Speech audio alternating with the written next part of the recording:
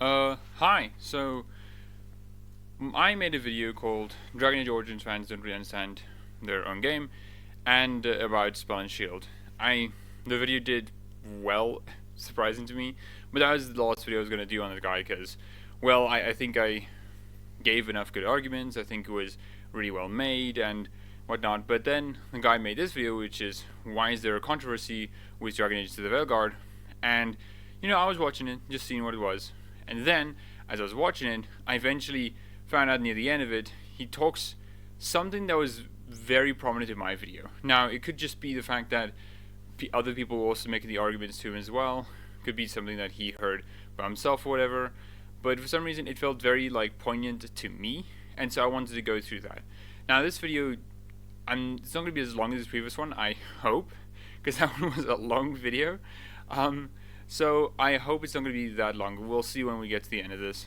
But I did watch this video beforehand, so I know that going into it, there's not going to be a lot of new arguments. He's going to really litigate a lot of other arguments, because the point of this video is what is the controversy surrounding it, what is causing it, and whatnot. So I'm not going to go through a lot of the points as in detail as I do. I will reference to my previous video, and I should recommend you to go watch that.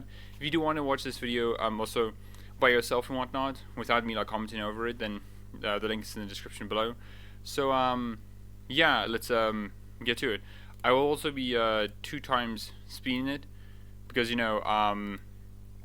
get the information quicker and for the video to go quicker as well. So yeah. We can likely expect a non-stop campaign of marketing and information about Dragon Age The Veilguard throughout the summer leading up to its prophesied release sometime this autumn. And this is certainly the right thing to do if Bioware and EA aim to sell as many copies of the game as possible. It's true they got off to a rough start, but there was a developer Q&A the other day and a ton of info drops on various places on the internet letting us know more about the game. As I've said in a previous video, I want Dragon Age The Veilguard to do well, if only for the sake of my investment in the storyline of the world of Thetis, as well as for the sake of my curiosity for a potential future Mass Effect title. There are, after all, still core elements to both these franchises that I value. But in light of my recent video, where I specifically addressed the Dragon Age Origins division with the rest of the Dragon Age player base, I later realized that this division is merely a reflection of a greater issue and trend beyond merely Dragon Age, and something that goes to the heart of Bioware and how they've evolved over the years. Dragon Age The Veilguard is simply the latest iteration of a long-term evolution that has resulted in what one might regard as the greatest division within RPG circles. And all franchises and all genres have their divisions amongst the fans, be it film, anime, comics, and of course video games. But all in all, the divisions that exist within the broad sphere and genre of RPGs tend to be fairly mild and rarely overly vocal or destructive. For example, while many people from old-school Bethesda games might prefer Morrowind and Oblivion over, say, Skyrim in the Elder Scrolls series, few people are inclined to attack each other over these differences or preferences. Likewise, Obsidian has produced many different games over the years, but fans are not tearing their hair out over which wait, hold on. one is the best, or attacking each other. You see, the ultimate source of all this conflict and division amongst the fans of the games that Bioware has produced. Okay. Bioware has so the segment is Bioware has the most infighting, I guess, within their fandom, the most division and whatnot. And how true is that? I think that is somewhat true, yeah. Now, the claims he's gonna make, why that is, I think is gonna be interesting, but just to go through the other ones and I think maybe ask why doesn't Bethesda or Obsidian have that sort of thing? And I think that may be worthwhile by actually going and saying Obsidian, I have no idea. Hey, Obsidian Studios, and actually go through their games, their list of games. Now, where is there? There it is. Because I think what's important, at least, to do that is games, and go through each of the games. So Obsidian's first game was a sequel to Star Wars: Knights of the Old Republic. And I think this is very important to consider because, well, since it's a sequel to a previous game, they were working with the previous engine, the previous expectations and whatnot, and they could subvert them in their own way. So I think that's a bit of a different thing because this wasn't a IP they made, it was an IP someone else made.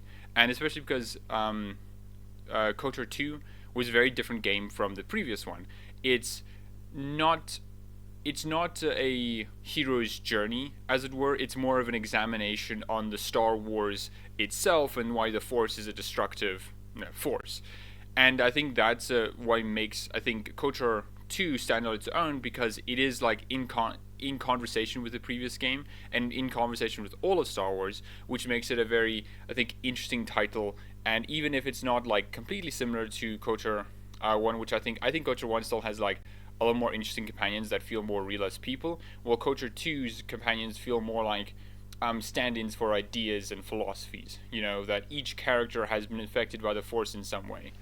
And then we go to the next one, which is Neverwinter's Nights 2, which is also an interesting thing because Neverwinter's Nights 1 was not really a Bioware RPG. It had one companion slot compared to the 3 that you had with compared to the 3 you had with the Baldur's Gate 1 and 2, and compared to KOTOR, which you had 2 companion slots. It also was very like non-story driven, so it kind of makes it feel a lot less Bioware-esque, because Bioware stories are really driven by their story. Bioware games are really driven by the stories, and so Neverwinter's Nights 2 was very a pendulum swing to the other side, which was a lot more story focused, a lot more character focused, especially with the Mask of the Betrayer that came out, which was such a boon to RPGs and just like has so many interesting concepts and ideas. But also it's Obsidian's flourish, which is they focus on a lot more like world building and grand scale ideas. Alpha Protocol, which is their own IP, right? New thing. It's very similar to like Mass Effect, I think at least. And yeah, it did fine enough, but like again, the context is we have pre-existing title sequel, and then new game. Obsidian never set an expectation for what a game they would make would be. Each game that they've made was, hey, let's do a different type of game in a different type of genre, you know? And then you had Fallout New Vegas, which is, again, like, oh, here's Fallout New Vegas, a sequel to a franchise of, like, people will call it, like, a sequel to Fallout 2. And, like, okay, cool, that's different expectations being set again, and, you know, that's not an original IP. Then we have Dungeon Siege, which a lot of people, I think, I remember, didn't like Dungeon Siege 3. But again, not an existing IP, not a IP that Obsidian made. It was a pre-existing one that they contributed to with. Then Stick of Truth, Southpaw, the Stick of Truth, which is again pre-existing IP, and then Pillars of Eternity, which is their own IP, finally. But it's more similar to Baldur's Gate, like 1 and 2, like gameplay-wise and aesthetically-wise. You know, it's all as Obsidian flourishes, which is the examination of grand scale plots and ideas and concepts. You know, Skyforge, which is interesting. Pathfinder Adventures, which is a mobile one. Armored Warfare, and then Tyranny again. I don't know much about Armored Warfare. Tyranny, which, you know, again, more Obsidian's flourishes and whatnot than Pillars of Eternity 2. And then the Outer Worlds, which is their, you know, newest IP that's very similar to Fallout. But like all the games that we have here, what do we get? What do we see? What do we feel? They're pre-existing IPs, or which I think have established these pre-existing IPs, these sequels to them, have established the fact that, hey, Obsidian doesn't seem to have an identity of gameplay or art style. They shift for what game they're going with. And for Pillars of Eternity 1 and 2, it does seem like that they've sort of hit on their art style, but the expectation for Obsidian fans, for long-term Obsidian fans, have been they just kind of do game to game with different art styles and gameplay mechanics, you know. Sure, there's some like broader abstract point, but nothing really surface level. So I don't think there's a lot of division with Obsidian fans, because Obsidian fans know that each game that they make is very different from the previous one. And then we go to Bethesda.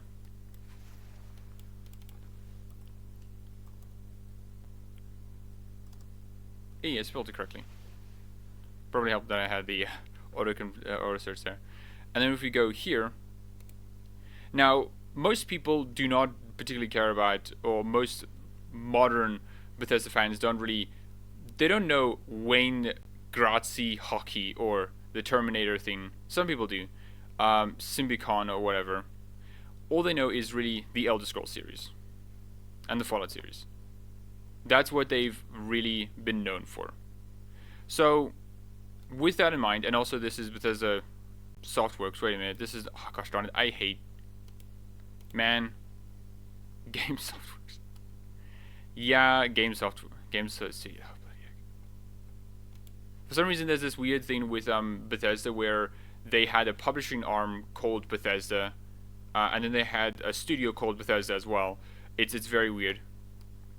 Okay, so then, which is weird that they start with Morrowind here. Like they made. Okay, that's interesting. They did make games prior to this. That's weird. But as you can see, right. With each Elder Scrolls games, it was always a bit like a couple of years apart. So you have Elder Scrolls 2, 3 Morrowind, and then 1, 2, 3, 4. Like 4 years later, Oblivion happened, and then 2 years later, Fallout happened. Which I guess in Fallout terms, not a lot like the last Fallout game, like Fallout Brotherhood of Steel was such a wacky, terrible game that so many Fallout fans didn't like that Fallout like left a consensus for gaming culture in general, and so Fallout 3 brought back that and brought the ideas of Fallout, to the mainstream audience. So Fallout 3 is different in that regard. Skyrim as well, when you go from here to here, which is then, and a gap of Oblivion is 1, 2, 3, 4, 5 years, which like okay, cool.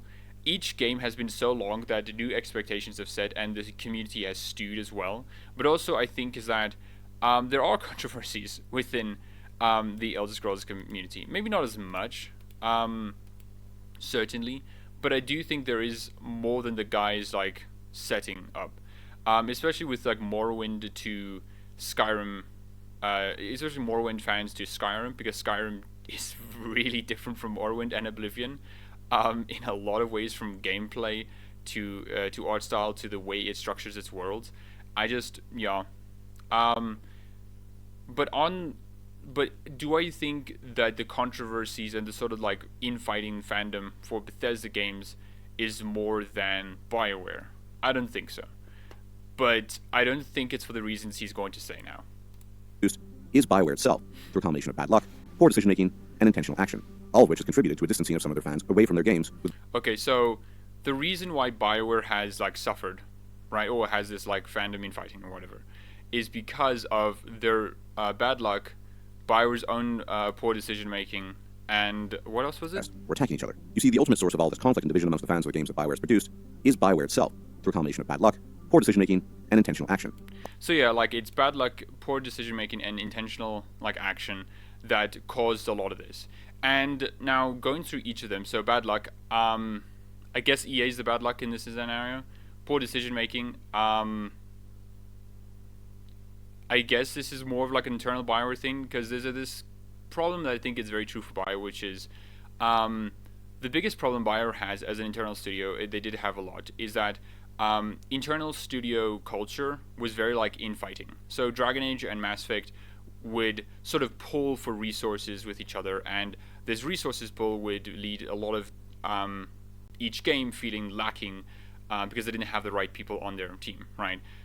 And what this also meant is that a sort of superiority complex happened, mostly from the Mass Effect team, because the Mass Effect team, Mass Effect sold a lot more than Dragon Age. Mass Effect was a lot more publicized than has a lot more brand recognition than Dragon Age. Dragon Age as a franchise does have like a lot of brand recognition, like with the Grey Wardens and stuff like that. But compared to Mass Effect's like N7, like not at all, dude. You can see N7 being such a casual thing you can look around, and it's just such like a simple iconic logo. N7 with a red stripe. It's very simple. It's very clean. You can just put that on anything and it'll look really good. Like there's nothing wrong with that logo. And they try to recreate that sort of like logo with the Andromeda Initiative, but it didn't really work because the N7 logo just like looks very clean and pristine. Like Mass Effect has such a brand recognition and value over the other game, over like Dragon Age. Even though Dragon Age has like outsold Mass Effect with Dragon Age Origins and Dragon Age Inquisition, it still doesn't have that sort of cultural weight to it compared to Mass Effect. And I can see maybe that being the sort of poor decision making, because a lot of Bioware, Dragon Age Origins is cinematic because of KOTOR 1. It is cinematic because of that game. And Dragon Age 2 only has a voice protagonist and dialogue wheel because of Mass Effect. You can definitely tell that a lot of the studio was moved by Mass Effect, which is, I think, a poor decision because it does reduce the identity of Dragon Age, So I don't think that's another one. And intentional design, I'm not particularly sure on what that means. All of which has contributed to a distancing of some of their fans away from their games, with Bioware courting new fans with little connection to the old ones, and an unnecessarily hostile attitude from both the new fans and Bioware itself towards the old guard of fans who feel, and I believe just... I mean, I don't think, like, if a person who played, like, Mass Effect Andromeda, let's say a Mass Effect Andromeda fan, goes and plays, like, Baldur's Gate 1 and 2, right, back to back, I don't think they're gonna be... I think the biggest disappointment they're gonna have is, like, the gameplay of it, but I don't think they're gonna like dislike the story of it or the characters in it. I think they're going to go into it come out of it like, yeah, I enjoyed it, but like I wish it was more cinematic, you know. Like if they were like honestly and in good faith trying the game out, I think they would come out saying, nice game, sucks gameplay wise, which I think is like a fine thing to think. But like I don't think there's such a distance between Bioware games in what they are. In core fundamentals, Bioware games are all like similar, which is story, world, and characters. Justifiably so, written off by the new directors of Bioware, as they had originally, through their support, built up the Bioware games with their wallets. Now, Bioware started off many winters ago, along with other oldies such as Obsidian, as a maker of RPGs, and quickly became one of the genre's greatest exponents. Without them, there would have been no Baldur's Gate 1, 2, or thrown up by the new directors of Bioware, as they had originally, through their support, built up the Bioware games with their wallets. Now, Bioware started off many winters ago, along with other oldies such as Obsidian, as a maker of RPGs, and quickly became one of the genre's greatest exponents. Without them, there would have been no Baldur's Gate 1, 2, or Throne of Baal, and as a consequence, no Baldur's Gate 3. These first titles really cemented their reputation early on. Then you have Star... Yeah, just a quick point. I think what should be said rather is that Bioware was the sort of like exponent of their RPG types, right? Like, if you say Bioware and Obsidian RPGs are two completely different things. They're not the same RPGs. You can tell that even within KOTOR 1 and KOTOR 2, that KOTOR 1 focuses a lot more on the hero's journey, characters, and the plot is very like simple and Star Wars. While KOTOR 2 is very different in a lot of regards. It's a lot more analytical, it's a lot more cynical, it's a lot more darker and mysterious, you know. When you start KOTOR 2, a lot of it is like, what do you do now? What is your goal? What are you trying to achieve? And it's this wound in the force that you have created within yourself, and you're going to have to try to find to heal it. You go to planet on where masters may be, and you don't know how to get them or how to go. You just have to wander around trying to find how to get them. Asking questions or maybe doing things to bring their notice to you. And that's how a lot of KOTOR 2 is. It's very odd in its like progression and pacing because it's different from like a Bioware story, right? Bioware stories are very like simple, you understand what's happening. KOTOR 1 literally is, we're fighting Malik, we're gonna kill him. Oh, we found the Star Forges, we need to find all the Star Forges to stop Malik. Cool. Like, Bioware's plots have never been that complex, you know. Even in like Dragon Age Origins, I mean, it is very like, we have to defeat the Archdemon. The complication is thrown that Loghain like killed the king and is taking like resources away from the Darkspawn, thread. But like, it's very simple in like what you need to do, you know. Go all around, use the Great Warden's treaties to collect all the armies, and then go from there. Like, okay, like, that's fine, you know. But yeah, like, yeah, I think it's more accurate to say like Bioware is masters of their own type of RPG. You know, they're not like they weren't like experts in like the RPG genre, because I don't think there is like one singular RPG that like all studios are striving towards, or like a singularity, right? That all studios are like careening towards, you know. Star Wars, Knights of the Old Republic, Jade Empire, Mass Effect, and Dragon Age Origins. Around this time, Bioware was uncontested in their mastery of the genre, and had drawn in a great many people because of the types of games they made. Games with deep stories, deep choices, mechanics, and complex, mature themes. Beyond this, in many ways, Bioware... Deep stories, mechanics, choices. I don't disagree. Though I do think there is maybe a bit of a misunderstanding here, which is deep stories, which is like, it's well done stories for what they are. All Bioware plots, to some extent, is just like kill a big bad guy, right? The only one that isn't like this is Dragon Age 2, but that's more that Dragon Age 2's plot is, or Dragon Age 2's story is, try not to die. Try not to die. Which is fine. But like every other Bioware story is very similar to that. Mass Effect Andromeda maybe is a bit of a different thing, because like the main goal for Andromeda is, it knows that it cannot fight the Kett. Like, the Andromeda Initiative knows that they cannot go on an all-out war against the Kett and, like, kill the leader, right? The point of Andromeda is, we need to build up a base of support before we can act in anything. You need to go out there and revitalize, all our colonies, or you need to go find this Meridian and be able to reactivate all the vaults so we can, live properly, right? Like, that's a lot of Andromeda, and it's very different, I think, from the game. So Dragon Age 2 and Andromeda have very different stories than that. But most Bioware stories are just like, kill big bad guy. They're interesting because of the way they're told, thematic wise and whatnot. But yeah, I wouldn't call them deep stories. or at least not deep stories in the way you might think. As for choices, I mean, yeah, that's fine, right? Bioware was the first developer to really introduce meaningful companions to their games with deep-seated interactions, and over the years they iterated upon this feature many times over. All these different elements came together again and again and created classics that people still play today. But then, things began to change, ever so slightly. The first and most noticeable change was from Mass Effect to Mass Effect 2. Mass Effect 2 was a much more streamlined experience than its predecessor, which did not make it bad, of course, but nonetheless, it was a lot less RPG-oriented than Mass Effect, and indeed many people liked or even loved Mass Effect 2, but it was undeniable that it was a departure from Bioware's tried-and-true formula. I guess. Like, I guess what he's referring to is more that, like, the gameplay was more action-oriented. Like, I think this is something that's very true, and a lot of people misunderstood it for Mass Effect 1's combat. Mass Effect 1 was not trying to be a shooter with RPG mechanics. Mass Effect 1 is, I think, should be described as an RPG with shooter mechanics. Well, why? Because the reason you can't shoot that well, you're not accurate, you don't do a lot of damage, is because your character isn't good at guns, dude. Just because you may be a FPS god gamer does not mean that your character is that as well. You have to invest in the skill points so that your character is good at that.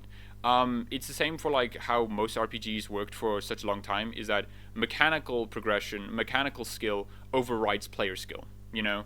And yeah, I think Mass Effect 2 did streamline that aspect, but I don't think they streamlined anything else other than like the mechanics. Game like story wise, choices wise, it's fine, you know. Yeah, you still have all the like three like choices: Paragon, Neutral, Renegade.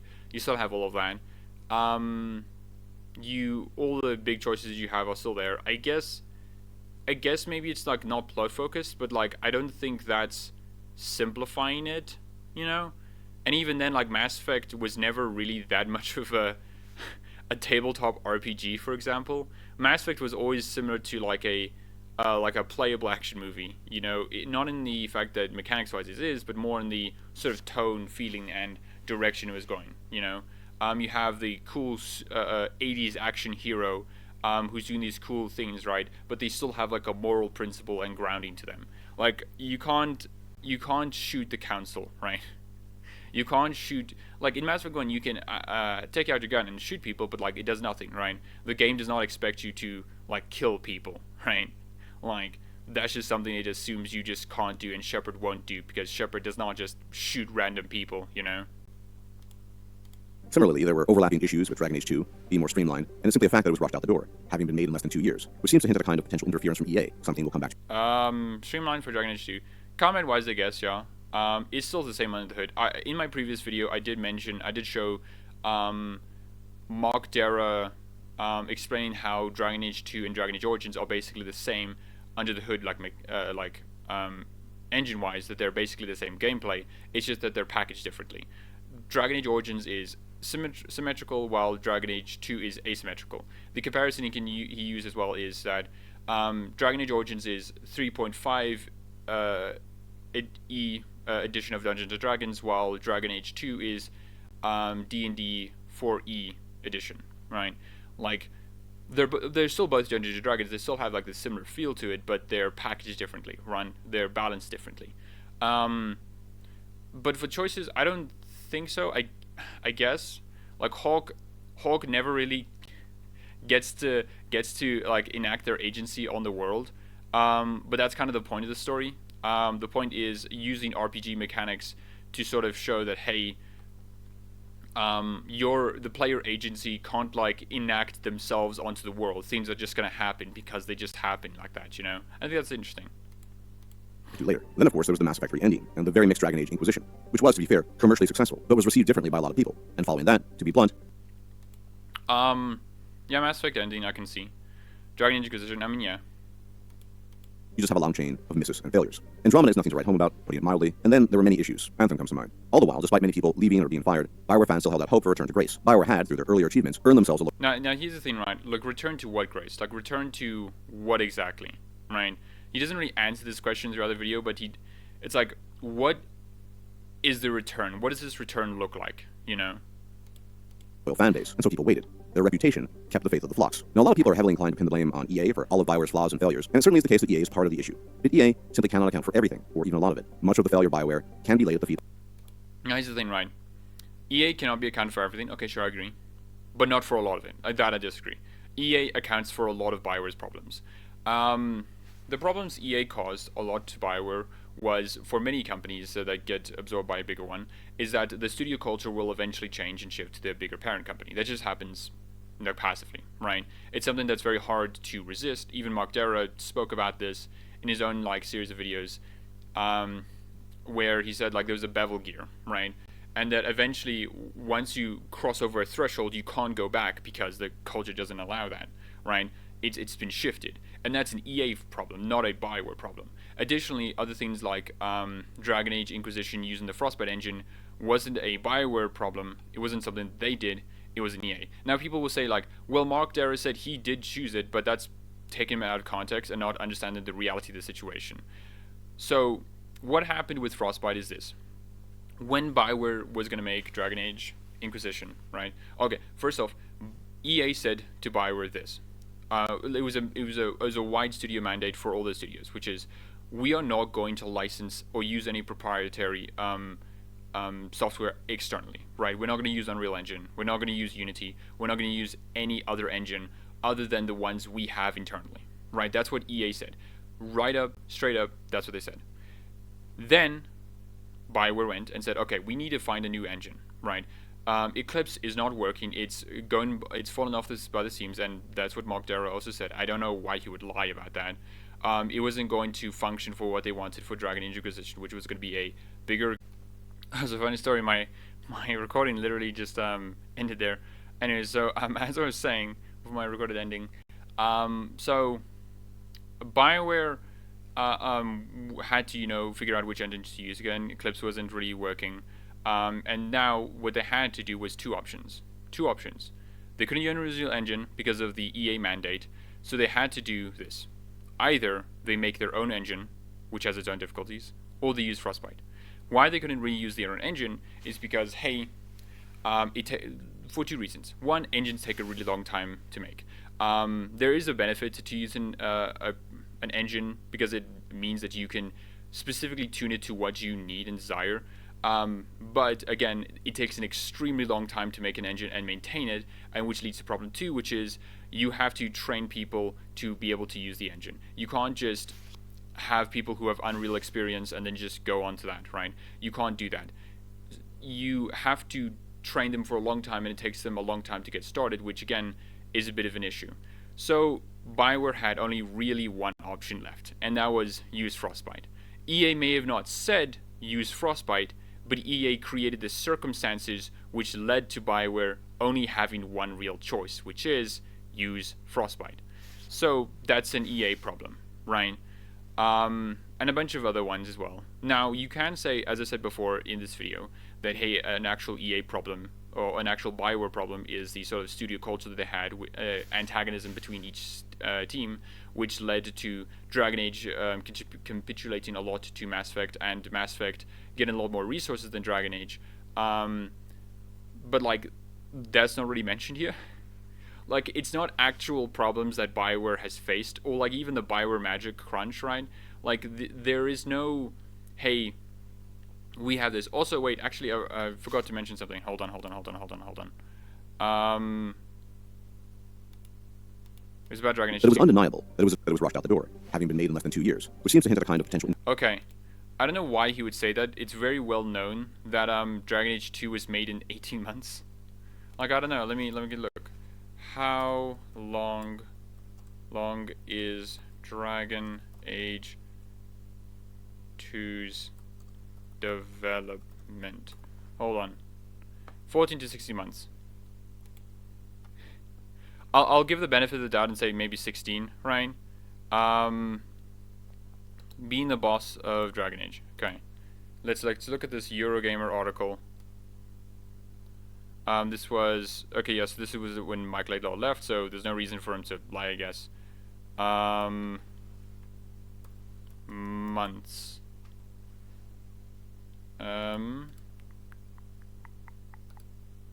Yeah, Bioware had between 14 and 16 months to build Dragon Age 2 from concept to the game appearing on shop shelves. Yep. I don't know why he would say 2 years. That seems like a weird thing to miss. I feel like it's well known in the Dragon Age community that Dragon Age 2 took like 14 to like 16 months to make. That's a year and a bit. You know, that's like 2 years and then like 2 months, and then if we go to 16, that's 1, 2, 3, 4, which is like 4 months. So it's like it's not even a year and a half. You know, it's wild to me to hear this. I don't know why he said it like that. Like it was, especially the way he said it, like it took less than 2 years. Like less than 2 years. I don't even think it was like half a year. Anyways, weird thing to say, I guess. But yeah, where was the other part?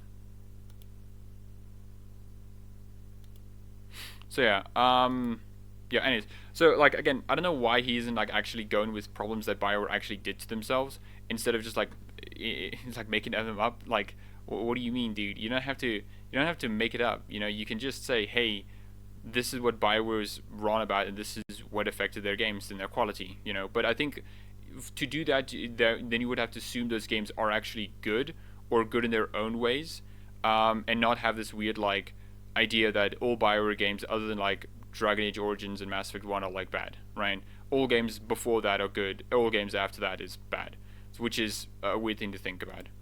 Achievements earned themselves a loyal fan base, and so people waited. Their reputation kept the faith of the flocks. Now, a lot of people are heavily inclined to pin the blame on EA for all of Bioware's flaws and failures, and it certainly is the capability more anticipated than any other game they've made, in part due to the very long wait. Some of this division I covered in my Dragon Age Origins versus everyone else video, but it is a broader issue, and Bioware, not the player base, has sown the seeds of this division amongst their fans, whether willingly or not. If this were a PhD dissertation, I could probably cover all the issues, but since it's not, I will limit myself to a few. As I've already mentioned, beginning with Mass Effect 2, there seemed to be a move towards... Okay, so this is within the context that Bioware made all these issues. Okay, so let's go with that context. Streamlining, making the games, for lack of a better way of putting it, easier to play. Every Bioware game since Mass Effect 2 has been streamlined in this way, presumably because Bioware thought that... So, streamlined to play. So, one, what is the problem with that? What is the issue of streamlining how games are played, right? You can make the argument that Dragon Age Origins is a dumbed-down version of Baldur's Gate 1 and 2. Now, that's a bit of a hyperbolic statement, but I think it is true. One, it doesn't have as many spells or any of these sort of rule sets that Baldur's Gate 1 and 2 had. It doesn't really have any of that. It's working on its own thing. But like even then, it's less stuff, less like mechanical complexity and mechanical depth. Does that mean that Origins is worse than Baldur's Gate 1 and 2? I don't think so, right? I don't really think that because they're trying to do different things, you know. So again, what's wrong with streamlining exactly? He doesn't really answer the question. He just says, yeah, so problem one, that Bioware made their own like faults and whatnot. They made it more accessible. It's like they made it more streamlined. Like what? Like how is that an issue? You know, like what is wrong with the accessibility? I feel like the better argument to go is that they removed a identity about Dragon Age Origins by making it a different gameplay style, which is a stronger argument, I think. That it would make the games more accessible and consequently more popular and enjoyable. But it's highly debatable if the streamlining that's taken place has really benefited the player base, or for that matter, and this is a weird thing to say because like they did it to make it more popular, which okay, I guess, but they didn't have to do that because like he'll mention Baldur's Gate 3 and saying like, hey, because Baldur's Gate 3 is popular and whatnot, but like that's missing the context of the sort of time period that Bioware is in. Name me a CRPG that sold more than like, I don't know, more than Dragon Age Origins. You're not gonna name me one. The reason why Dragon Age Origins was so successful is because it was like fairly okay in a CRPG sense, and also because it was very cinematic, right? Every other CRPG at the time was not that cinematic. Desired by the player base. And I do hate to be the gazillionth person who brings this up, but it's not unreasonable to bring up the success of Baldur's Gate 3 in this regard. Baldur's Gate 3 literally lifted a set of rules from pen and paper Dungeons and Dragons and made it fun and enjoyable. And not just for old-timers and hardcore CRPG players, but for the new players as well. And whilst not everyone enjoyed the combat, the majority of people did, as evidenced by the countless number of build guides and videos on YouTube that persist to this day. Baldur's Gate 3 shows... I mean, like, I guess, Ryan, but like, I think this is like a weird argument to make because I think the stronger argument to make is like, because again, it's like, what is wrong with accessibility? You know, like, what is wrong with accessibility? Like, again, this is like Bioware created this division within the Bioware fandom because they made it more accessible. How is that true? Like, how does that make sense? Isn't the problem that people are discussing is that they changed the gameplay style, not that they made it more accessible? Dragon Age Origins is more accessible than Baldur's Gate 1 and 2. By far. You can't argue that. It is. It really is. It's an easier system to understand. It doesn't have the baggage that Advanced Dungeons and Dragons has. It's an easier system to understand. It's more accessible by that definition. So again, what is the wrong with accessibility? Is not the problem that should be discussed here that, hey, Bioware changed the gameplay of Dragon Age Origins, and this created an issue because a lot of Dragon Age Origins fans liked that gameplay. They really enjoyed it and thought of it as part of the identity for the Dragon Age series. Like, is that not a better argument to go for? Why accessibility? Shows that mechanical streamlining is not all necessary for a game to be popular, successful, and enjoyable. Quite the opposite. And it provides evidence that Bioware did not necessarily need to go down this route. Now, I will be the first to admit that Baldur's Gate 3 is primarily popular due to its companions, romances, and high-budget cinematics, and not due to its combat. But the turn-based combat did not turn off most people, and indeed many unexpectedly enjoyed it. Now, do I think this will change Bioware's mind on this? No, probably not. I mean, like, I think I enjoyed Baldur's Gate's turn-based combat. I don't like turn-based combat, but the only reason I enjoyed it because it was very flashy and very good on its animations, right? Like the Ignis is rattling in my head, you know. The Tormentum is like rattling in my head, you know. But that's more because of voice acting and presentation that made it really good, rather than like the mechanics themselves, you know. I'm not really married to it. Yeah. Need to streamline a game in order to be popular, and even newcomers are open to so-called old systems. Now, another issue that's apparently controversial to discuss for... So again, I don't... Since he's moving to the new point, I don't get why this argument, because again, like, what's wrong with accessibility, right? Dragon Age Origins is more accessible than Baldur's Gate 1 and 2, by far. It's just true. It's just definitionally true. So, is the... Again, and this doesn't feel like the issue that a lot of people have with. Is not the issue that people have with is that they changed the gameplay style they really enjoyed. Like, why not say that? Dragon Age Origins fans are disliking, you know, the new gameplay style because it's not what they want. They liked Origins combat style. But then, I guess, to say that would have to assume that Bioware, like, because he said this, Bioware did it intentionally and created this division. Like, yeah, sure, I guess, you know, but, like, I don't know why use this argument, you know? Why use this argument of accessibility and not just people liked the old style a lot? And that's where a lot of the division is being created from, because Bioware shifted from one to another. Which, again, also missing the context of why Bioware did it in the first place, which was the sort of culture around gaming at the time. The most popular game, I think, at the time was, like, Halo. Mass Effect was very popular as well, but in the sort of RPG spaces. And, like, Call of Duty, and then, what was the other one? Like, a lot of hack and slashes, I think, as well. And, like, Bioware was pressured to sort of take that approach, right? That's, I don't think Bioware's fault. I think it's more fault of the gaming industry at the time, you know. But that's a harder thing to blame, because I think a lot of these people who just really want to blame Bioware, they really want to hate Bioware for any reason. Like, hate Bioware if you want, I don't care, you know, but hate them for reasons that they actually did, you know. Reasons beyond my comprehension is the issue of aesthetics and beauty, specifically a move away from beautiful people. I briefly mentioned... Now, this is another one really interesting.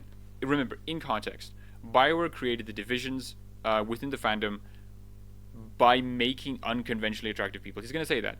By making unconventionally attractive people. Keep that in mind.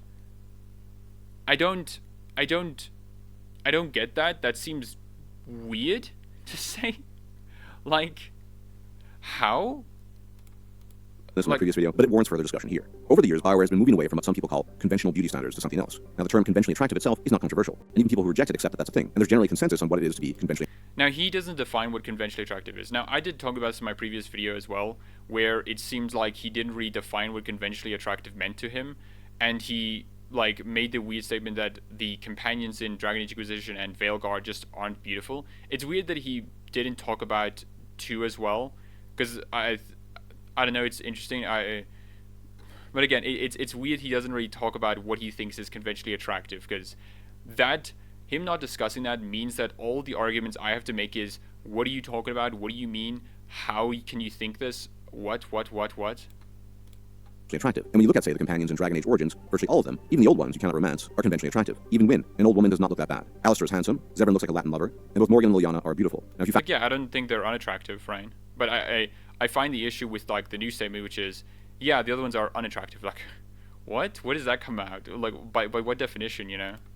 Fast forward to Dragon Age Inquisition, it's like night and day. Of all the companions and advisors, only Cullen stands out as... night and day. So maybe he's been a bit hyperbolic, but the sort of essence of the statement is they're very different. They are very different in a conventionally attractive ways. Which, like, how exactly? You know?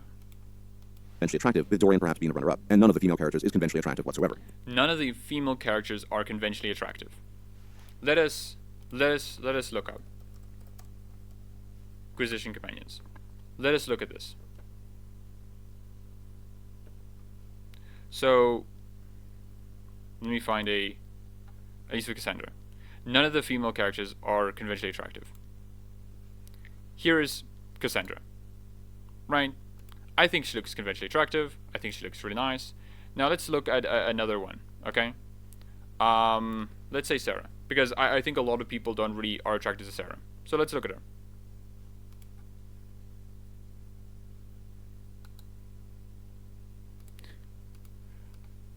So, I think I'm not particularly attracted to Sarah because I'm not attracted to this sort of like spindly, more a bit like a pudgy face design. I'm just not attracted to that kind of thing. I can see why people are attracted to her. I've seen people who are attracted to like Sarah, and who think she's like conventionally attractive. And then Cassandra, I don't know, she's very conventionally attractive. Like, I normally don't. I play female characters because, you know, I go with the very logical assumption that if I'm looking at a man's ass, I'm gay. Okay, I'm not gay. But if I'm looking at a woman's ass, well, I'm not gay. I'm just straight. I'm just straight in here, you know. So I normally play a female character, and with Cassandra, I wasn't able to romance her as a female. So I did the rarest thing. I played as a male canary, right, to just romance her, and I'm like, cool. Because I find her very attractive. She has the features that I think are very attractive, you know. So I don't get what makes her unconventionally attractive, you know. Like, what the only definitions I can work off of with this guy on what makes her conventionally attractive is if I look at Liliana and this picture that he chose, right? So here, what can I see from Liliana? So Liliana has I think a pretty symmetrical face. She's very like smooth-skinned. Her nose is very like traditionally feminine. She has a very feminine look to her as well. You know, that's what I can see. Cassandra is a woman, right? But she's definitely not the traditional like femininity archetype, right? You can definitely see there's some asymmetry in the face. Not in that like one side's bigger than the other, but that one has a scar over here. Her hair is a bit asymmetrical in a weird way. Also, her hair is like not in a very traditionally feminine. She doesn't really have short hair, long hair, whatever. She has just like hair, just like short hair like mine. And yeah, she has a lot more of a like masculine like presence, right? She's not really that feminine. But I don't think that makes her conventionally unattractive, right? Tomboys are a thing that people are attracted to, you know. Sarah, like for me, I don't find that attractive, right? But I do know people are attracted to her. Like there are people who find her very attractive. And yeah, like I guess another one, maybe let's take Iron Bull as well, because like here's Iron Bull. Let me get a bigger image. I said bigger image. Hey, there you go. Open. There you go. Wait. Okay, not a bigger image. Funny that. Wait, same one? Okay, this should be the bigger image. Open image, new tab. Okay. Like, I don't know, Iron Bull looks conventionally attractive. Oh, this is obviously, I think, modded. This is modded, oh gosh, but like the face is modded. But like, he looks conventionally attractive, right? He's a very masculine dude, you know? That's his whole shtick. He's a very masked dude. So like, I don't see how he's unconventionally attractive. Like, what makes Iron Bull, what makes Cassandra, what makes Sarah unconventionally attractive? What is the definition we are operating on? Because I don't think this guy's definition of conventionally attractive really fits in line with how most of the Dragon Age community thinks of it. Again, I can't really say much about this other than like, what does he mean? Look on your screen as I'm showing you pictures of this. How are these ugly characters? Like, I don't know. Beautiful. Now, if you fast forward to Dragon Age Inquisition, it's like night and day. Of all the companions and advisors, only Cullen stands Miranda, and I could go on. In the latest roster of companions, from what little we can glean from the female characters is conventionally attractive whatsoever. You need only compare them to Morgan or Lyanna or Liara or Miranda, and I could go on. In the latest roster of companions. So all those characters, I think what they share is they're very feminine. They have very symmetrical faces. They're very smooth. Which like I guess if the guy like finds that conventionally attractive, that's fine. But I don't see how you cannot like acknowledge that the others are also conventionally attractive. They're attractive people, you know. Like, I don't know. Companions. From what little we can glean from limited reveals, it seems that of the males, perhaps only Davrin and Lucanus de la Morte are conventionally attractive. None of the female companions are. Bioware even fundamentally changed the appearance of Scout Harding, not just to make her older. I'm aware that she's older, but to make her significantly less attractive. Perhaps with a fuller reveal that Now that's a weird thing to say. What I remember from Scout Harding from her like first appearance is, damn, that's a forehead. I remember, like, I think she's a cool character, you know, but all I really remember from her, in the game is like in attractive wise is like, that's a big forehead. Like, wow, that's a forehead she has on her, you know. But like, I don't think they're unattractive. I mean, they definitely emphasize more freckles on her, than this appearance. She has more scars here as well. Like facially, structure-wise, she still has like the similar eyes, similar lips and whatnot. She just has like different hair.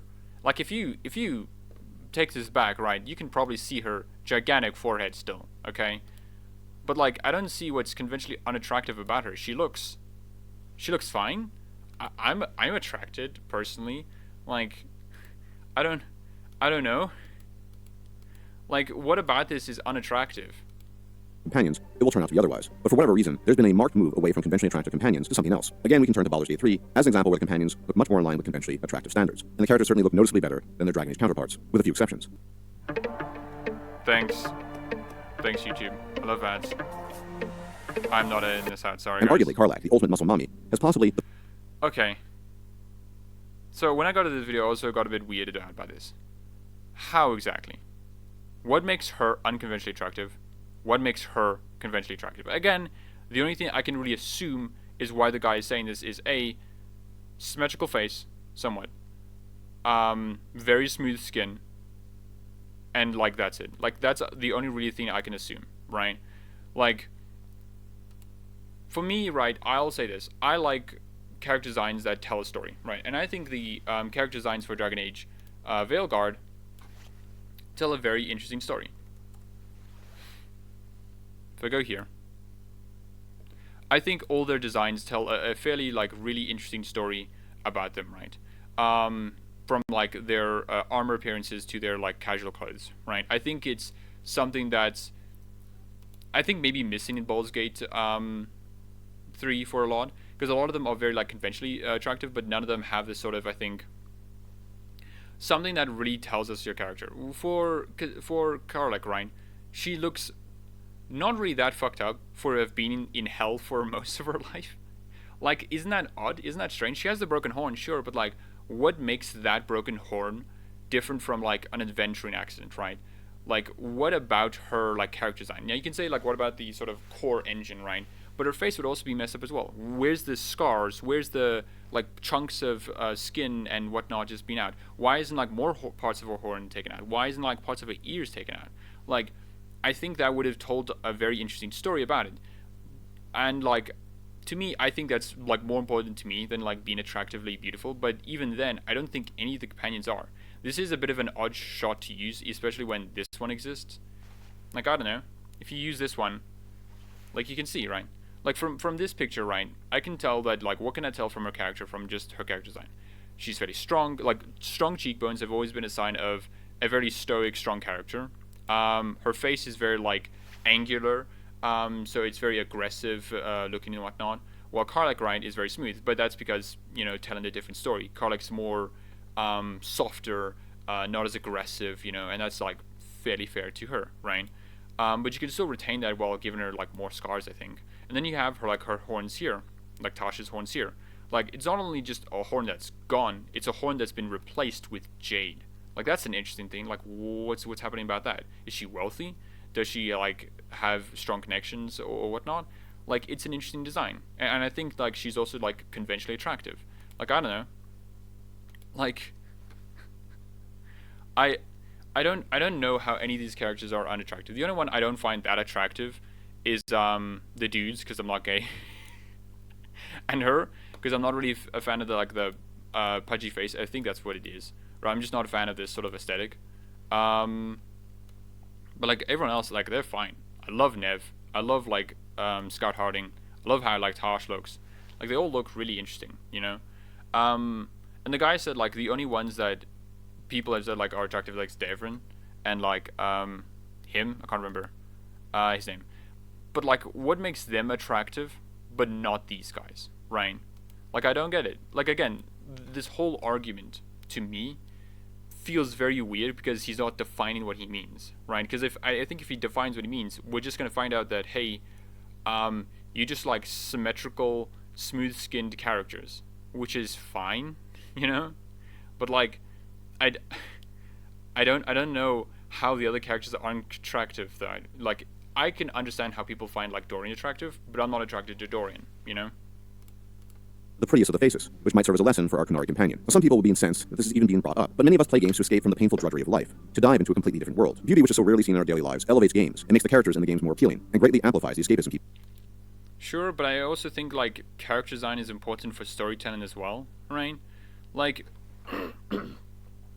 like what story can be told with character design? And I think that's a very important thing because like it can have like non-verbal storytelling, which I think is cool, you know. I think the other companions do have that to an extent. You know, I think it's cool. People seek. The whole point of heroic fantasy is hyperbole. Characters looking both well beyond average and performing well beyond average. And this shift on the part of Bioware away from the conventionally beautiful takes away from that, and it's shot through all their most recent games. Yeah, and remember, this is in context with this is how Bioware made a division within the fandom by not making conventionally attractive characters, which is I don't think true. Like none of them are unconventionally attractive. Like where's this coming from? What is the definitions we're using? You know, and like I don't know. Two. It's such a weird complaint, I guess. Unless you think I'm a lone voice in the forest on this, many people, male and female, of many different preferences and orientations, lament the only people I've seen who have like talked about Dragon Age, you know, Veilguard's like characters being unattractive, is like right-winger trolls, right? Who have been like saying that like wokeware, Bioware going woke again, going broke again. Like that's the only people I've really seen that have actually said that they're unattractive. Now, is this guy part of that group? I don't think so. I don't think so. You know, maybe it's just vibes. You know, maybe it's just vibes. I don't think he is, right?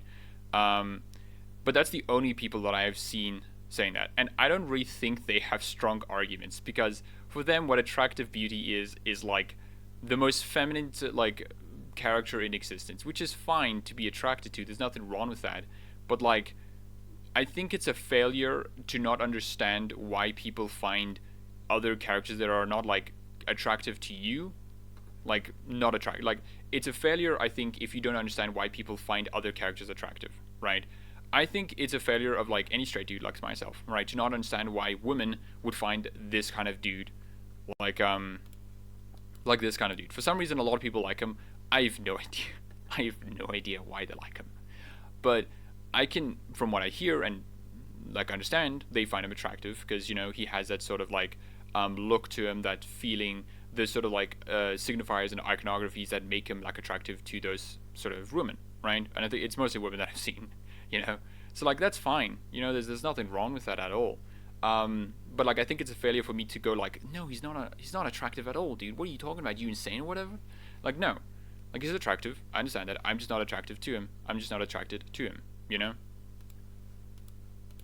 Other conventionally attractive. As someone in my comment section recently wrote, if I want to see average, I can look in the mirror or go outside. Yeah, but that's also the thing, like, how these guys average. Like, I don't know. They look attractive. They look like how attractive people look like. Like, I don't know. I wouldn't even say that, like, Dragon Age Origins companions are, like, 10 out of 10s knocking out of the park, you know? I don't think they're, like, that attractive, you know? They look like normal people to me, you know? Maybe that's my like perceptions being screwed up, you know, and not every person like looks like that, but or maybe I'm surrounded by beautiful people, you know? But like I don't think they're that unattractive. They look fine, you know? I'm here to escape. This move away from aesthetics, which has been knowingly and probably willfully implemented by... And I don't know, dude. I think there's something to say about, like, having, like, attractive people that, like, make sense in the real world, you know? Because it makes expectations set, like, for people in the real world, but also it just, like, makes it feel more real, right? You can have characters who are, like, hyper-attractive in a sort of story sense, like Galadriel, right? Galadriel is supposed to be, like, a a ethereal beauty, like a beauty that like no one understands the world, and I think that's fine because it makes sense in story context. But unless all of our companions are all Galadriels, like, I mean, that's a fine idea, right? I mean, go ahead, you know, like, who would like that, you know, like an entire party of just made up of Galadriel, you know. But like, there has to be like a story reason for it, you know. There has to be like a reason for them to be like that, you know. By Bioware has further fractured the player base, and you honestly wish to tell us that it's all in our imaginations. Let me ask you one final question regarding this. Where are the Desire Demons, and where did they go? And finally, there's the issue of... Like, the implied answer that he's trying to get is, well, because Bioware just doesn't want beautiful people, which is weird to say, because like, I'm sorry, dude. The only thing I'm attracted to the Desire Demon is the tits and ass. Okay, that's it. I'm like, I don't know, dude. I'm kind of like, wow, this Desire Demon is really trying hard to get me to fuck her. Okay, I'm not into it, dude. I'm sorry. I don't know. Like, I guess that's the implied like question, implied answer, you know. But I think that's a very dumb thing to think and assume, you know. Yeah, it's to me, I think, how do I say this?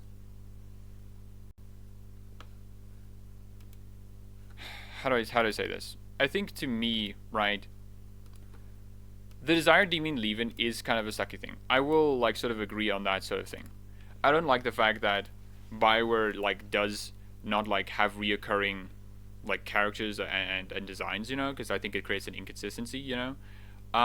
Like Desire Demon was in Dragon Age 2 as well, but like not being in like Dragon Age Inquisition, especially when there was a lot of Desire going around, does kind of suck. But I don't think it's like because Bioware wants to make everyone ugly or something, you know. Like, I don't know, dude. It's a I feel like this question is being asked in like bad faith, you know. Mismatch. We've been told that Veilguard is an appropriately dark setting, with many tragic surprises lying wait for us, and that may well be true. But art and style heavily contribute to that, and from what we've seen, it does not seem to suggest. I mean, I agree with that. Like, art style does attribute to that, but like, if I look here, I don't know, dude. Like, let me pull this up, Brian.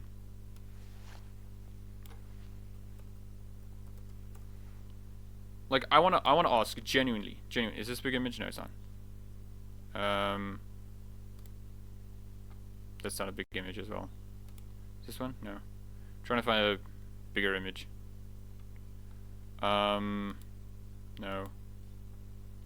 Man, dude. It's a hard life trying to find a good image. Okay, I think this is fine. Open new game. Okay. So then, and then we, let's look for a Veilguard companion. Veilguard.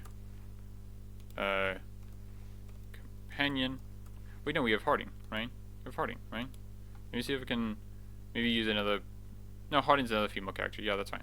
That's fine. Okay. Here's Morrigan. Here's this. What is the difference between these two types of styles? What makes this one... Oh, wait, hold on, let me... This is the direction the game is going in. Yes, in Inquisition you did have some mature themes, but the cartoony art style heavily detracted from this. Okay.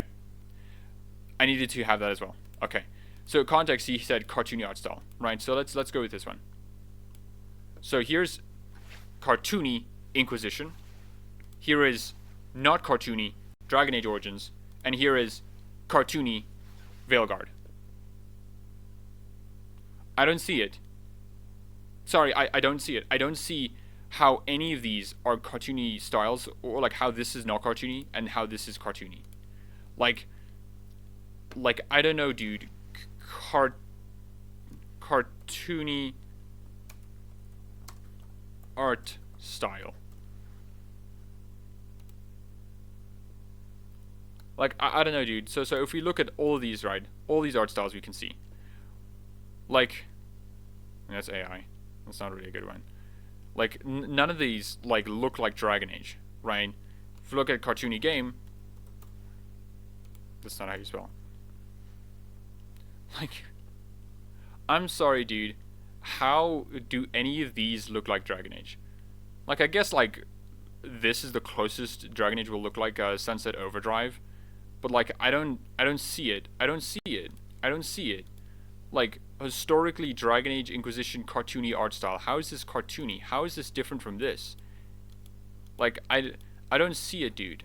I don't see it. You can make the comparisons that the differences in art style on like color uses, and like this one is definitely not as shiny as this one, but like they're not cartoony art styles. Like how does I don't see it. Like I genuinely don't. What is this guy's definition of cartoony, dude? It seems like it's such a low bar, you know, that like every game that's not Dragon Age Origins is cartoony. Like I wouldn't describe Dragon Age Origins or any Bioware game as having a cartoony art style. I would just call it as like maybe like a stylized realism, I guess. But even then, I don't think that's like true, because Bioware games aren't trying to be like realistic. The most realistic Bioware game is Anthem, you know. But like even then, I don't really think it's that like realistic, you know. I don't know, dude. I just don't get it, dude. I really feel like this guy just really wants to hate Bioware for no reason, right? He got upset that Bioware isn't doing like Dragon Age Origins like gameplay and art styles anymore, and like he just wants to hate everything, right? He wants to make up stuff to hate, which is like weird, dude. You can hate Bioware for legitimate reasons, dude. Like I'll get it more into the video, but like there are more Even then, legitimate sorry to say, reasons to hate. it did not reach the levels of Origins in terms of handling mature themes. Oh, Yet, and then also like Dragon Age or and this also. tribute to that. And from what we've seen, it does not seem to suggest this is the direction the game is going in. Yes, in Inquisition you did have some mature themes, but the cartoony art style heavily detracted from this. And even then, sorry to say, it did not reach the levels of Origins in terms. Okay. So this is something I mentioned as well. I said Dragon Age Inquisition is as dark as well. One also weird thing to say, Dragon Age's or Inquisition's historically cartoony art style is made it less impactful its dark themes. I'm sorry, what? There's a lot more. There's a better argument to make about how Dragon Age Inquisition didn't really make its like dark themes that more overt, or like didn't. Dragon Age Inquisition's dark fantasy, right, or like dark moments, right, were a lot more interspersed because of the open world. The open world, and I will say this, and I'll agree, like does make the dark fantasy fade into the background a lot more, because a lot of the time what you're doing is, hey, I'm running around collecting elf fruit, collecting shards, closing rifts and whatnot, and you're not really getting a lot of like story or like interesting quests or like cinematic or good presentation. You're just wandering around being attacked by bears. Like that's a bigger criticism to make on Dragon Age Inquisition. But I don't know. Again, this is why I think this guy just wants to hate Bioware for no reason. Like you can say, like Dragon Age Inquisition is like darkness is a less overt because of the open world, because it makes it fade into the background. Why are you saying it's because of its cartoony art style? I'm looking at the game you're showing us now. This is not cartoony art style. This is not a cartoony game. I do not see wacky proportions. I see normal human proportions that make sense. All it is just like a stylized realism. Even then, I don't really think that's accurate. But like, I don't get it, dude. Like, you can just say like Dragon Age Inquisition isn't as dark as Dragon Age Origins because of its open world. It makes it fade into the background more. You have a wider and wider distance between darker moments, like with Crestwood, or with the Wardens, or with what was it, like with the Red Templars and Empress de Luan. Like you have a wider gulf of that, which makes it feel less dark. Like that's a good criticism to make. A criticism I make. A criticism I agree with. But like, why make it about cartoony art style?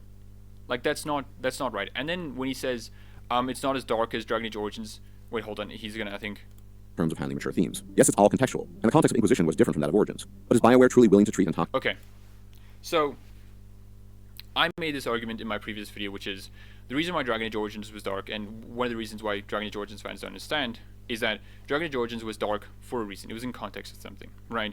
The Blight was around. It was a very different time, you know. It made sense for why it was dark, you know. The Brood Mother made sense to be there because, you know, it was a blight and whatnot. And maybe this is me presuming too much influence over the guy or whatnot, but I don't see anyone else like making that argument, right? So yeah, and this is like why I think an hour in why I made this video. Because like he referenced this point, and I think this is maybe referencing me. So again, I think it is weird to say that like, hey, yeah, it was contextual, but like it was more dark. Like, yeah, of course it was more dark. It was contextual, dude. If a game story is focusing about like rape or whatever, of course it's gonna be dark, dude. Like I expected it to be dark. You know, Dragon Age Inquisition was dark in different ways. It was more political, more in the background. It was an atmosphere hanging around things. You know, even Dragon Age Origins darkness was like more of an atmosphere. You know, it had big moments. You know, but those moments made sense contextually. And now this is an interesting one, an interesting like advancement of the conversation, which is, will Bioware be willing to do this, like to do it again, right? To do these more darker moments if the context allows for it. I will say this, I'm not sure. I do have faith that Bioware may do it, you know, because, well, I think Dragon Age Inquisition shows that they can have like those dark moments, right? Like the crystallizing of red Templars into like lyrium nodes as their body just like gets transformed and corrupted, you know. Or the fact that like the Grey Wardens have like basically sacrificed themselves, and a lot of people I think will respond saying like, well, that's dumb. Well, I don't think you understand the Wardens then. The Wardens are like literally people who will sacrifice everything to destroy the Darkspawn. Okay, they're operating on a different framework than you or I ever have, you know. But yeah, and then like there's a lot of dark moments, right? Now, will Dragon Age Veilguard focus on the slavery and all the implications of that? Like, and it's clearly obvious that there's going to be rape, there's going to be sexual assault, there's going to be like like mind control. There's going to be a lot of that, right?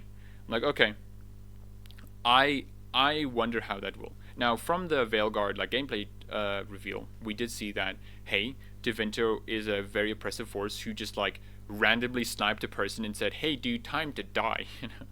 We're going to kill you. It's like, wow, random accusation of a citizen for something they probably didn't do.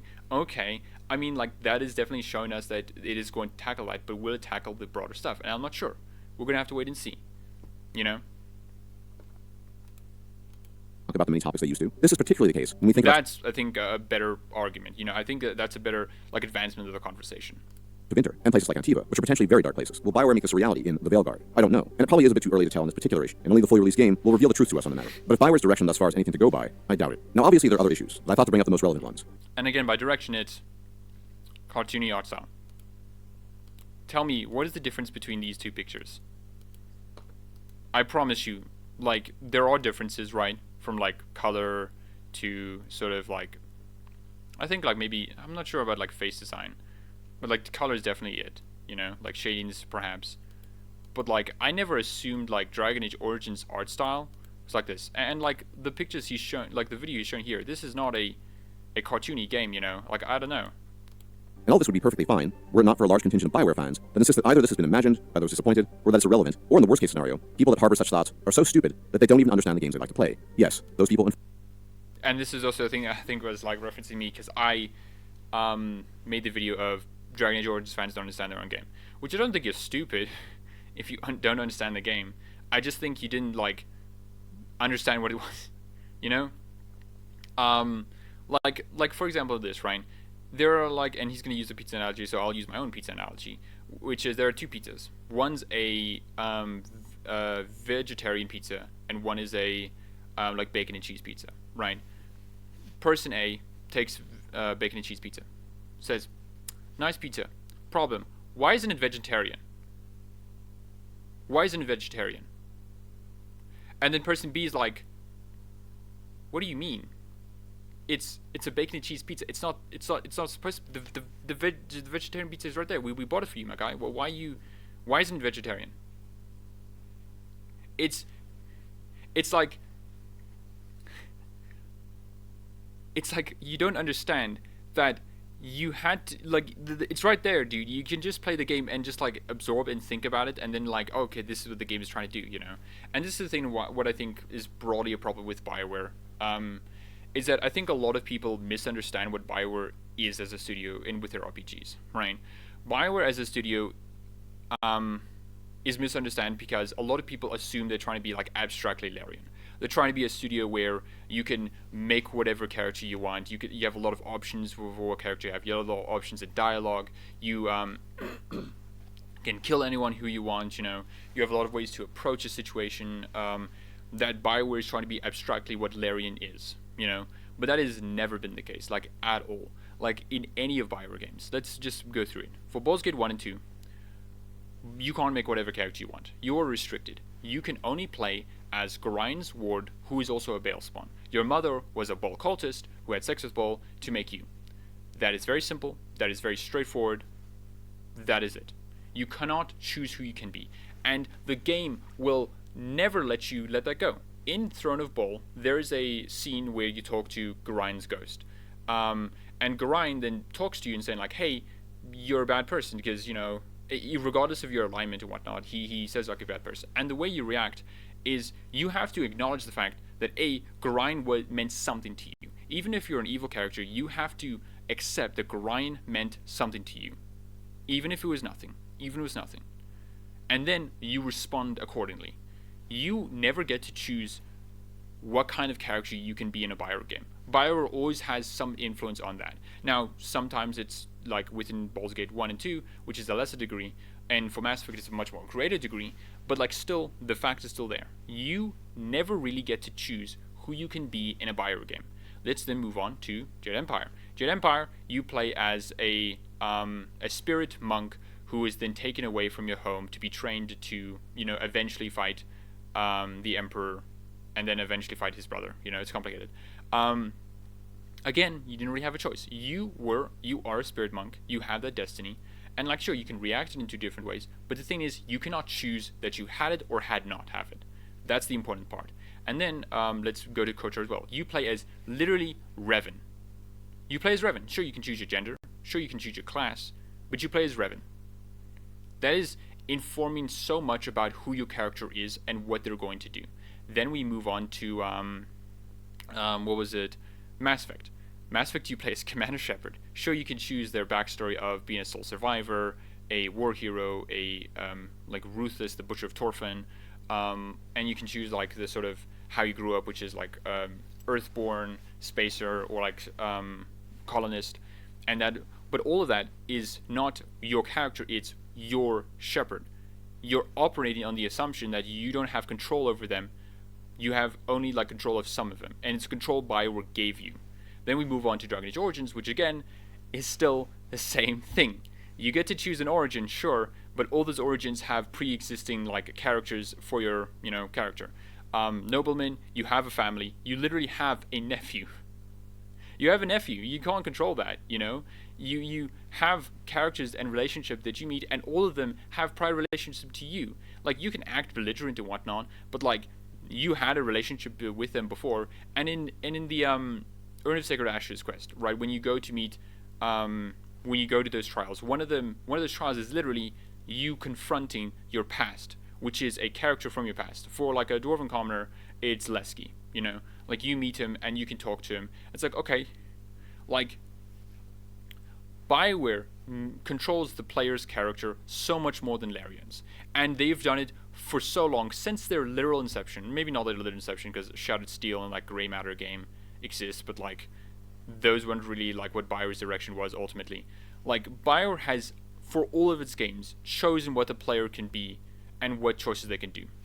In every Bioware game, you never get to choose who you can kill. You never do. Maybe in Baldur's Gate 1 and 2, maybe I don't remember correctly, but I'm not sure about that. But like in every other Bioware game afterwards, you never get to do that. You never get to kill the Council. In, for example, like in Mass Effect, you never get to even try. Even if it fails, you never get to try, you know? Which is one thing that Larian does. Larian will let you try doing dumb stuff. Like, yeah, sure, try to kill, like, the biggest threat right now. Like, try to do that, dude. It's like, oh, yeah, sure, you failed, obviously, dude. It's like, yeah, makes sense, you know? And that to me just doesn't track. Like, Bioware was never trying to be Larian, and this is why I think a lot of Bioware fans sort of fooled themselves into thinking that Bioware was a studio that they thought they were. Bioware is not trying to be Larian. Not abstractly, not like eventually. They've never been trying to be that. Bioware has always used RPGs, role-playing, and everything like that for stories, for characters, and for a world building. They give the player some agency so that those elements are enhanced, right? Because there's a give and take. You either take the agency from the story away so the player has agency, or you take agency from the player away to give the story agency. It's a push and pull, and Bioware has clearly chosen to give the story more agency in most of their games than the player agency.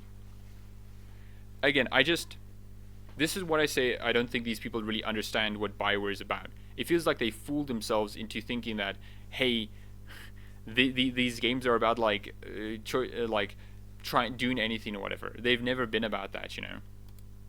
In fact, to exist. Now, personally, I see no reason for such hostility, but I can potentially understand the source of it. Because Bioware games are as story-based and involved as they are, Bioware fans feel far more invested in them than, say, Bethesda fans do in Elder Scrolls. This naturally creates the potential for very strong emotions and sentiments towards the game. I think Bethesda fans care. Like, I don't know, dude. I've watched this. I've watched a collective. I've watched a 7-hour Morrowind video, a 12-hour Oblivion video, and a 20-hour Skyrim video, and from that one Morrowind fan, I think he cares a lot. And I think a lot of the Morrowind fans who watch his videos care a lot about the story as well. Like, I don't know, dude. I think they do care a lot more. Now, you can say, why isn't it as prominent as Bioware? It's because, again, I think a lot of people fooled themselves into thinking that Bioware was a studio that they thought it was, right? They thought they were trying to be like a Larian studio, like, abstractly, right? But no, they weren't. Like, I just don't get it, dude. Games, indeed genuine attachment. But ultimately, all this boils down to preference. And you can't really argue about taste. You can't argue, for example, that one person who likes pineapple ham pizza is wrong. And there's the pizza analogy. I'm not arguing that you can't like those games. I'm just asking you understand it, you know? Like, if I went into, like, The Witcher 3, going like, can't wait to customize my character, and then being like, what do you mean I can only customize their hair and beard? That's dumb, dude. This is a bad RPG. It's like, you do realize The Witcher 3 isn't that kind of RPG, you know? Like, I can still... Now, this isn't me saying, look, you can't dislike it. That's different. Understanding and disliking are two different things. They're not related. Understanding does not equal liking or disliking. It doesn't. What I mean is that if you understand what something is, you can understand if it's made for you or not. I don't think Bioware games are made for people who want Larian games.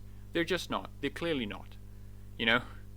Like, and you can still dislike them. Go ahead. I dislike Baldur's Gate 3 for giving me so much freedom and making the story feel like it's an afterthought, you know. I don't like that too much. But, like, you know, I understand that at least. Because real pizza is pizza margarita, or vice versa. I mean, you can, but what will it accomplish other than creating tension and hostility? Which is exactly what is happening with the hostility directed towards the other fan. Back to my pizza analogy. It's like, someone's complaining that the bacon and cheese pizza is not vegetarian, even though the vegetarian pizza is right there. Like, that's the issue, right? It's like Dragon Age Origins fans are like saying, hey, why is this bacon and cheese pizza bacon and cheese and not vegetarian? It's like, well, because it's not trying to be that. It's not trying to be a vegetarian pizza. It's trying to be a bacon and cheese pizza. Why don't you measure it on the standard it's trying to go for, you know? Like, I don't know, man. The real issue is that people who argue for the more old-school approach are vilified for not accepting everything Bioware has decided to change over the years, as the expectation is that you must accept... What old-school approach, dude? Like, again, this is, I think, like, I honestly think if Dragon Age 2 and Inquisition had the same art style as Origins and gameplay as Origins, right? No one would care. Legitimately, no one would care. I genuinely think no one would care. Because I think it really is just about the aesthetics and, like, the gameplay of it, right? Which I think is fair enough, right? Like, hey, you want the gameplay and aesthetics that you like about the series to continue onwards, right? Like, I can get that, you know? Like, the argument, the criticism, I'll agree, is that Bioware's biggest problem, I don't think is, like, them failing to be, like, a Larian abstractly. It's them, like, being inconsistent with their art style and gameplay. Like, throughout all their games, like, it's acceptable for, like Baldur's Gate 1 and 2 and then KOTOR, because they're different, like, genres and different games, right? And same with Jade Empire, different games. Same with Mass Effect and Dragon Age Origins. They were different games. It doesn't really matter that Dragon Age Origins isn't like Baldur's Gate 1 and 2, but again, because it's a different game, a different franchise. But sequels to those games, I feel like there's a value in consistency, right? Like, hey, I think there's value in building incrementally each gameplay, like, an art style, so you can build up to this very recognizable and identifiable series, but also have interesting ideas. Like, the sort of direction I think Dragon Age Origins gameplay was going to be was having many minions around you, like having many like at least for powerful characters like endgame, right? Like for Awakening, a lot of the gameplay was you were fighting a lot of hordes of enemies with very powerful elite units in mixed with it, right? So because obviously for mages they can use AoE spells, Firestorm, Lightning Storm, stuff like that, so to sort of clear it out. And then for like rogues and also mages and whatnot, and warriors, they can then CC the elite units so that they're out of the fight, and so they can focus on the mobs of enemies. That was sort of the direction that was going, and it would have been interesting to see with that idea, with a new game where you're starting from level 1 to 24, how that progression would have worked again. It would have been interesting, but we don't have that because, well, Bioware changed the gameplay, and so now they have to master a new gameplay system. It would have been easier to master a gameplay system that they've already done before than start all over again. Like, that's the criticism I can agree with, Every change, or else in the best case scenario, you are undesired as a fan, or worst case, outright wicked and evil. The reality is that the current Bioware is hanging by a thread. I don't think you're evil, my guy. I don't think anyone who thinks that. I don't think anyone who doesn't like the newer games are evil. I just think I have to ask, like, why don't you like them? And if your answer is, well, because they're not RPGs anymore, it's like, do you understand that Origins wasn't the kind of RPG you're imagining? Reputation created nearly. Also, I probably should have mentioned this in my previous video as well, but I find it interesting that this guy didn't mention like voice protagonists, because that's another thing like a lot of Origins fans like go after as well. That hey, why isn't there why the voice protagonists exist? They're bad and whatnot. I hate it. Like he hasn't even mentioned the dialogue wheel, which is interesting as well, because I think that would have been like a bigger slam dunk and for a lot of people to just hate on Bioware more. Like, hey, dialogue wheel bad, 2 decades ago by people who are largely no longer at the company. And it was the older fans, the so-called complainers of today, that helped build that reputation for Bioware, and thus has contributed to their continued existence today. How's that for gratitude? And people can appreciate things. That's implying that all older fans like think alike. Like, I played my first Dragon Age game was Dragon Age Origins, right? And I played it like 11 times. I played it more than the other ones. For Dragon Age 2, I played like 3 times back to back. For Dragon Age Inquisition, I played 1, 2, 3, 4 times, right? So I'm technically I'm a huge fan of like Dragon Age Origins by like replay value, but like I don't think Bioware has abandoned its older fans, like I think Bioware has like satisfied them enough. Bioware's kept doing what they've always done, like again, this is the weird misunderstanding that people have with Bioware. They think they're trying to be Larian, like abstractly, not like actually, right? But like they've never been trying to do that. Larian has tried to recreate like Ultima 7, right? At least that's what like Sven Vinecki has said over and over again. But like Bioware has never tried to do anything like that.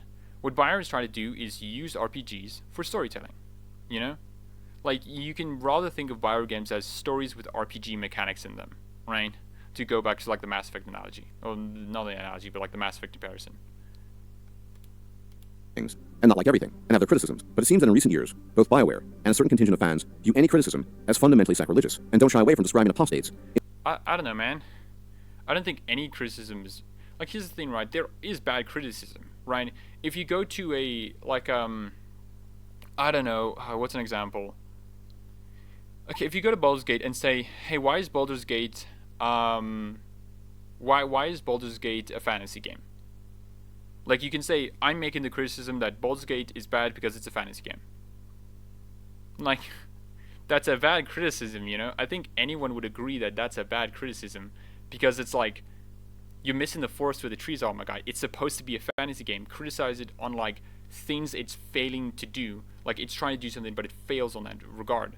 Like, I don't know, man. You can make criticism, just, if you make bad criticisms, be prepared to, like, face, like, I don't know, being talked about it, like, hey, I don't think this is true, because you're expecting something that isn't trying to happen, I don't know, man. It's weird.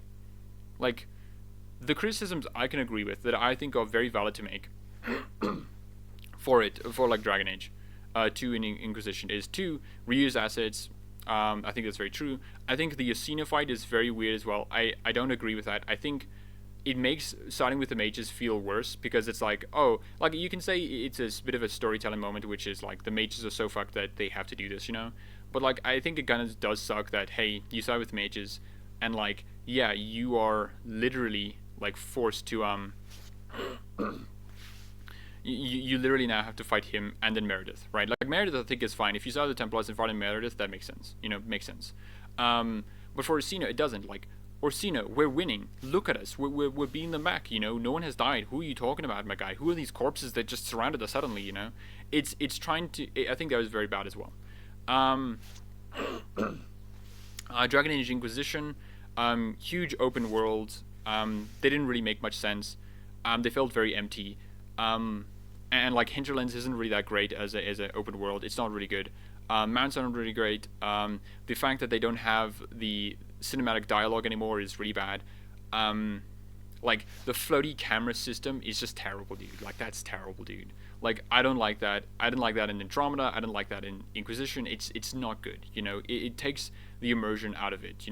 It was very clearly used because they were focusing on other parts of the development, such as the open worlds, where they couldn't like give that cinematic dialogue for every character, right? And I think that's really bad. It's not good. Other things like what else? War table missions are terrible in Inquisition. Like those are criticisms I would agree with, But the thing is, right? I don't think this guy can make those criticisms because he would have to acknowledge that these games are good on their own, right? That they're like good in their own way, that they're fine, and the issue isn't like Bioware being bad and hating RPGs. And also it would have to acknowledge that like Dragon Age is that Dragon Age 2 and Inquisition are sequels to Dragon Age Origins in like an abstract way, such as world, characters, and story. Like, and I think that's the thing that why this guy has to make these weird criticisms, because he has to then acknowledge that like Dragon Age Origins is similar to Dragon Age 2 Inquisition in some ways. In the worst of terms possible. It certainly doesn't need to be this way. People can appreciate the overall story of Dragon Age, and even the Veilguard, without finding the companions appealing, or the combat fun, and even It's fine if you don't find them appealing, but like, don't make the statement that this is conventionally attractive, and then this is unconventionally attractive. Like, I don't know, man, Dad. I don't know, man. You can say, I find this attractive, but I don't particularly find this attractive. Like, and again, remember, this is within context of this. Bioware created the division within the Bioware community by making unattractive characters. Like, intentionally. That's not true, You just don't find them attractive, dude. It's like, the most you could say with that is, like, why am I disappointed? Like, this video could have been titled, why am I disappointed with, like, Dragon Age The Veilguard? And you could have said, like, I don't really like the I don't really like the characters. They're not really attractive to me. And you know what I would say in response? Cool. I wouldn't be able to say anything, but you made the statement that Bioware intentionally made these characters unattractive that may cause the division of like the Bioware community, which is just like, I don't think is true, like, odds forbid talk about that publicly, and such people are not evil any more than the people who think Bioware games are flawless. It's just a matter of preference at the end of the day, and we all have a right to discuss those preferences. Thanks for watching. If you like my content, you can leave a like, comment, share, and subscribe. I already did. So yeah, I guess to like wrap it up, what do I think? I think, and this is a longer video it seems than the previous one. Oh my gosh, dude. I think that one of the issues with a lot of like people who like Bioware games, right, or who played Bioware games, I don't think they understood what like Bioware games were trying to do. I think a lot of people assumed that Bioware was trying to be abstractly like a tabletop game, or like trying to make tabletop games, right? Like, hey, you can you can make up any character you want. You can then also do anything you want. You can kill anyone. You can do anything. You can ignore the story, like that kind of thing. But I don't think that's true for Bioware, right? Bioware has never been trying to do that, and I use the Larian in comparison again, which is Bioware has never been like trying to abstractly be Larian. That's just never been what they have tried to do, and it's weird to me for people like this guy to make the sort of, yeah, Bioware needs to return to grace or something like that. It's like, return to what, dude? Like, I think the only issue here is like Bioware being a bit inconsistent with their like gameplay styles and art styles. and like that's it, you know. Like, I don't know, dude. I I don't know, man. I can't really. Yeah, I don't know, dude. It's weird. The controversy surrounding the Veilguard, I think, is only really happening because of people who don't really understand, like, Bioware games. That's really it, you know? Like, yeah. Yeah.